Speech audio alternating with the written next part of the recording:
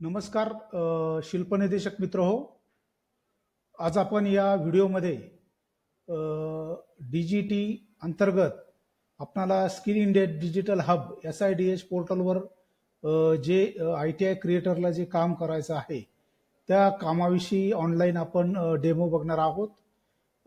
प्रथमतः आपल्याला Google search इंजिनद्वारे स्किल इंडिया डिजिटल हब याला आपण व्हिजिट करायचे. Skill India digital hub SIDH या पोर्टलला आपण इथं लॉग इन होतोय. लॉग इन झाल्यानंतर आपल्याला जे स्किल इंडिया डिजिटल आहे SIDHचं त्याचं होम पेज आपल्याला या ठिकाणी दिसतंय. या होम पेजवरून आपल्याला लॉग इन होताना लॉग इनवर क्लिक करणार आहोत आपण. या ठिकाणी आपल्याला 4 ऑप्शन दिसत आहेत: learner, participant, partner, ITI partners, ITI trainee log in. Learner participant मध्ये आपल्याला जे TC अंतर्गत जे PMKVY जे शॉर्ट टर्म कोर्सेस असतील त्याचं काम या ठिकाणाहून करता येईल. पार्टनर मध्ये आपल्याला ITIची जी ITIच्या संबंधाचे जे काही जे पार्टनरशिप मध्ये प्रशिक्षण असतील ते प्रशिक्षणाचं लॉग इन इथून करता येईल. त्यानंतर ITI पार्टनर्स इथून आपल्याला परीक्षेविषयी काम या SIDH पोर्टलवर करता येईल. नंतर या ठिकाणी सर्वात महत्त्वाचा जो लॉग इन आहे ITI trainee log in. Admission घेतलेले जे विद्यार्थी आहे की ज्याच्याद्वारे विद्यार्थ्याला अनेक प्रकारचे जे ग्रीव्हन्सेस असतील, त्याचप्रमाणे त्यांचे मार्कशीट्स असतील, सर्टिफिकेट्स असतील व त्यांची जी प्रायमरी प्रोफाईल जो आहे या ITI trainee log in admission द्वारे करता येईल. आपण इथं आता ITI पार्टनर याला क्लिक करूया. यानंतर आपल्याला इथं ITI दिसतं व ITI प्रवेशाची माहिती इथं आपल्याला करता येईल.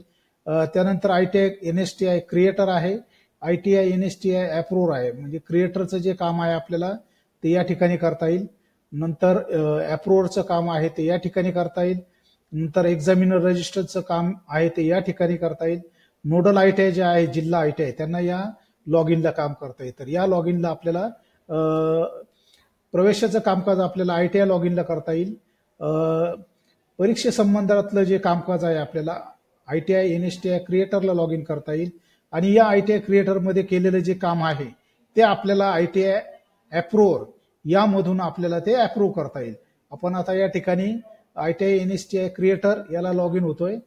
या ठिकाणी आपला जो नंबर आहे क्रिएटरचा तो नंबर आपण इथं टाकणार आहोत.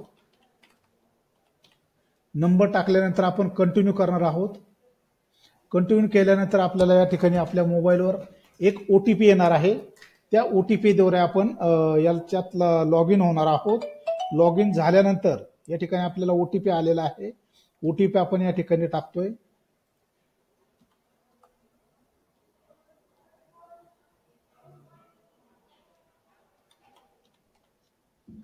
लॉग इन करायचंय. लॉग इन केल्यानंतर आपल्याला या ठिकाणी डॅशबोर्ड दिसेल.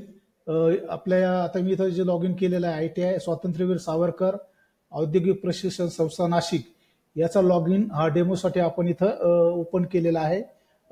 पहिला जो मेनू आहे बघा ट्रेनीज, यामध्ये आपल्याकडे जे प्रवेशित ट्रेनी आहे त्या प्रवेशित ट्रेनीची माहिती स्किल इंडिया डिजिटल हब मार्फत महाराष्ट्र आपल्या DVTने मर्ज केलेली जी मायग्रेशन झालेली जी माहिती आहे ती माहिती आपल्याला या ठिकाणी उपलब्ध होणार आहे. आपल्याकडे जेवढे प्रवेशित प्रशिक्षणार्थी आहे आता या लॉग इनला मला 1996 इतके प्रशिक्षणार्थींचं रेकॉर्ड मला दिसत आहे. नंतर या ठिकाणी प्रोफाईल कॅप्चर फोटो हा एक ऑप्शन आहे की ज्याच्याद्वारे ऍडमिटेड ट्रेनीचा फोटो बदल किंवा त्यामध्ये उपलब्ध असलेला फोटो हा आपल्याला याच्यामधून बघता येईल. कुठला जो विद्यार्थी असेल आपल्याला त्याच्या रोल नावाने, त्याच्या ITIने, कोर्स ड्युरेशनने आणि त्याच्या ट्रेडने आपल्याला इथं सर्च करता येईल. पुढचा जो ऑप्शन आहे बघा अटेंडन्स. या अटेंडन्स मध्ये आपल्याला जी प्रशिक्षणार्थी आहेत त्या प्रशिक्षणार्थ्याची अटेंडन्स आपल्याला दिली term 1, term 2 working days, present days. याच्यावर ही आपण अटेंडन्स मार्किंग केल्यानंतर ही अटेंडन्स मार्किंग आपण पुढे अप्रूव्हरला पाठवणार आहोत. पाठवल्यानंतर तिथं आपल्याला जी अटेंडन्स आहे फॉर्मेटिव्ह असेसमेंट मार्क जे आहेत ते अप्रूव्हरला लॉग इनला जातील. इथे आपल्याला एक टेम्पलेट सुद्धा SIDHने दिलेली आहे की या टेम्पलेटद्वारे आपण टेम्पलेट ओपन केल्यानंतर या टेम्पलेटमध्ये असलेली जी माहिती आहे ती माहिती आपण अपलोड करून म्हणजे याच्यात भरून ती सुद्धा आपण अपलोड करू शकतो.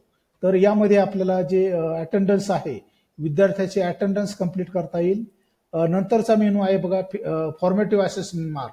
यामध्ये सुद्धा आपल्याला फॉर्मेटिव्ह असेसमेंटची टेम्पलेट दिलेली आहे. टेम्पलेट आपण डाउनलोड करून आपल्याला ज्या विद्यार्थ्यांचे मार्क फॉर्मेटिव्ह असेसमेंटचे मार्क आपल्याला अपलोड करायचे आहेत ते आपल्याला या ठिकाणी अपलोड करता येतील.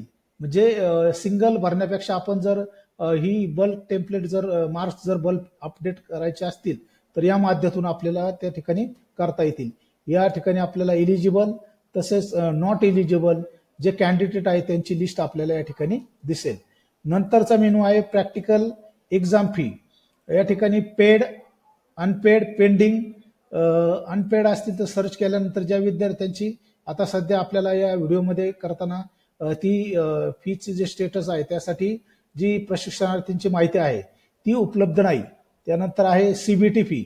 जी विद्यार्थीची सीबीटी फी आहे त्याच्यामध्ये पेंडिंग, अवेटेड, सक्सेस हे सर्च करून आपल्याला त्या विद्यार्थ्याच्या जी सीबीटी फी आहे त्या सीबीटी फी विषयी माहिती इथे घेता येईल. नंतर आहे बघा सीबीटी बल्क पेमेंट बॅच. याच्यामध्ये आपल्याला प्रशिक्षणार्थ्यांनी जे बल्क पेमेंट केलेलं आहे त्याची माहिती इथं उपलब्ध होईल. त्यानंतर एलिजिबल फॉर करंट शेड्यूल. या ठिकाणी सध्याची जी परीक्षा होणार आहे मार्चमध्ये 2025 मध्ये त्याच्यासाठी इथं डाटा आपल्याला किंवा इतर होणाऱ्या ज्या भविष्यातील परीक्षा आहेत त्याचा डाटा इथं आपल्याला उपलब्ध होऊ शकतो. त्यानंतर आहे ऑफलाईन पेमेंट. जर आपण ऑफलाईन पेमेंट केलेलं असेल एलिजिबल कॅन्डिडेटचं, सीबीटी पेमेंट त्याचं सक्सेस असेल, ट्रेनिंग नेम असेल, इथूनही आपल्याला जी ऑफलाईन टेम्पलेट आहे ती टेम्पलेट आपण डाउनलोड करून विद्यार्थ्याची माहिती भरून अपलोड फी आपल्याला तिथं करता येईल. त्याच्यानंतरचा ऑप्शन आहे बघा मेनू आहे डाउनलोड प्रॅक्टिकल हॉल तिकीट्स. जे विद्यार्थ्याचे प्रॅक्टिकलचे इलिजिबल असतील अशा विद्यार्थ्यांचे हॉल तिकीट आपल्याला या ठिकाणाहून उपलब्ध होऊ शकतील. सध्या परीक्षा नसल्यामुळे याच्यावरती हॉल तिकीट उपलब्ध नाहीत. नंतर download CBT hall ticket. CBT hall ticket सुद्धा या मेनूवरून आपल्याला उपलब्ध होतील. नंतर महत्वाचं आहे डाउनलोड मार्कशीट. या ठिकाणी परीक्षेचं शेड्यूल आपण निवडलेलं आहे. CITT main examination 2024. सर्चला गेल्यानंतर आपल्याला इथं काही रेकॉर्ड दिसतील. याच्यामध्ये आपण रोहित खैरनार या प्रशिक्षणार्थ्याचं मार्कशीट इथं हिस्ट्री दिसते बघा आपल्याला. इथं आपण डाउनलोड मार्कशीट करू शकतो त्याचं. नंतर जे कॉन्सुलेटेड मार्कशीट आहे ते इथं डाउनलोड करू शकतो आणि त्याची जी ट्रान्झॅक्शन हिस्ट्री आहे ती इथं आपल्याला तपासता येईल. आता मी इथं डाउनलोड मार्कशीटवर जात आहे. याचं मार्कशीट आपल्याला इथं आलेलं आहे ते आपल्याला डाउनलोड करून घेता येईल. इथं मी हे डाउनलोड करून सेव्ह केलेलं आहे.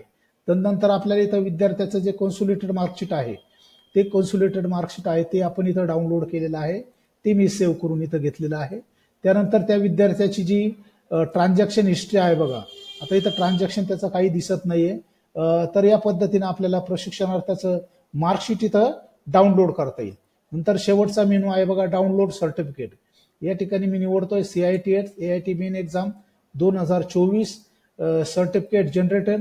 सर्च केल्यानंतर ज्यांचे सर्टिफिकेट जनरेटेड आहे त्याच विद्यार्थ्याचे मी इथं सर्टिफिकेट डाउनलोड करतोय. डाउनलोड या ठिकाणी सर्टिफिकेट आपलं त्याचं एनसीटीव्हीटी सर्टिफिकेट जे आहे ते या ठिकाणी आपल्याला डाउनलोड झालेलं आहे.